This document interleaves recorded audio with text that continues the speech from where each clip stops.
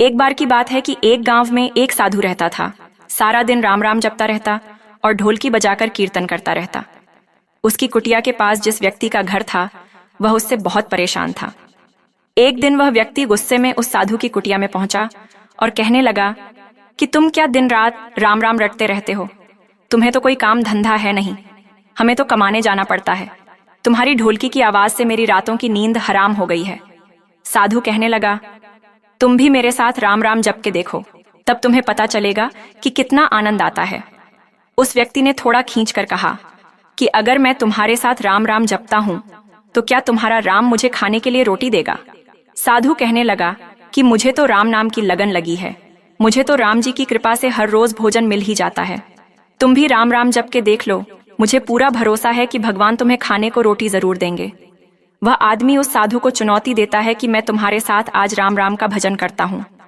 अगर तुम्हारे राम ने आज मुझे रोटी खिला दी तो सारी उम्र राम की भक्ति में लगा दूंगा, अगर नहीं खिलाई तो तुम ढोल की बजाना बंद कर दोगे। साधु कहता है कि मैंने तो निष्काम भाव से प्रभु राम की भक्ति की है, लेकिन फिर भी मुझे तुम्हारी चुनौती मंजूर है। वह व्यक्ति साधु के साथ बैठकर थोड़ी देर राम राम का जाप करता है और मन में निश्चय करता है कि चाहे कुछ हो जाए मैं आज भोजन नहीं करूंगा, देखता हूं कि इसका राम मुझे कैसे भोजन कराता है। राम राम का भजन करने के बाद वह व्यक्ति सोचता है कि अगर अब मैं घर गया तो घर पर मेरी माँ और पत्नी मुझे खाने को कहेंगे और मुझे रोटी खानी पड़ सकती, लेकिन मुझे साधु को चुनौती में हराना है। इसीलिए वह घर जाने की बजाय गांव के पास के जंगल में चला गया और जंगल में एक पेड़ पर चढ़कर बैठ गया। वह सोचता है कि मैं सारा दिन इस पेड़ से उतरूंगा ही नहीं, अन्न का दाना भी नहीं खाऊंगा, इस तरह मैं साधु को हरा दूंगा और उसका ढोलकी बजाना बंद हो जाएगा। कुछ देर बाद उस जंगल से एक बंजारों की टोली गुजरती है। उन्हें भूख गलगी होती है तो बंजारों का सरदार कहता है कि आग जलाकर यहीं पर खाना बना लो, अब खाना खाकर ही आगे बढ़ेंगे। बंजारे उसी पेड़ के नीचे खाना बनाने लगे। बंजारे खाना परोसकर खाने ही वाले थे कि तभी बंजारों को सूचना मिली कि पीछे से डाकू आ रहे हैं। बंजारे डाकुओं द्वारा लूटे जाने के डर से खाना वहीं पर छोड़कर आगे चले गए। वह आदमी पेड़ पर चढ़ा सब कुछ देख रहा था। कुछ समय बाद डाकू भी उसी पेड़ के नीचे पहुंच गए। परोसे हुए गर्मागर्म भोजन को देखकर डाकू कहने लगे कि खुशबू तो बहुत अच्छी आ रही है, लेकिन यह भोजन किसने बनाया और बनाने के बाद आखिर खाया क्यों नहीं? कहीं हमें फंसाने की किसी की चाल तो नहीं है? हो सकता है कि इस भोजन में जहर मिलाया गया हो। उसी समय डाकुओं के सरदार की नजर पेड़ पर बैठे उस व्यक्ति पर पड़ी। वह उसे तुरंत नीचे आने का आदेश देता है।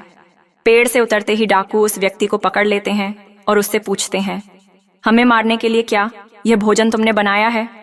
वह बेचारा मिन्नतें करता रहा कि यह भोजन मैंने नहीं बनाया है, इसमें जहर नहीं है, यह भोजन बंजारों ने बनाया है।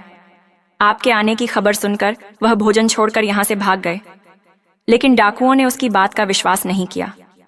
डाकू उस व्यक्ति से कहते हैं कि अब तुम्हें यह भोजन खाकर दिखाना पड़ेगा, क्योंकि हमें लगता है कि तुमने ही यह भोजन बनाया है और हमें मारने के लिए इसमें जहर मिलाया है।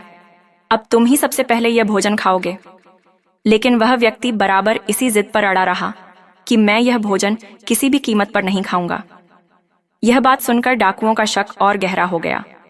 वे बंदूक की नोक उस व्यक्ति के सीने पर रखकर कहते हैं, तुझे यह भोजन खाना ही पड़ेगा, नहीं तो गोली खानी पड़ेगी।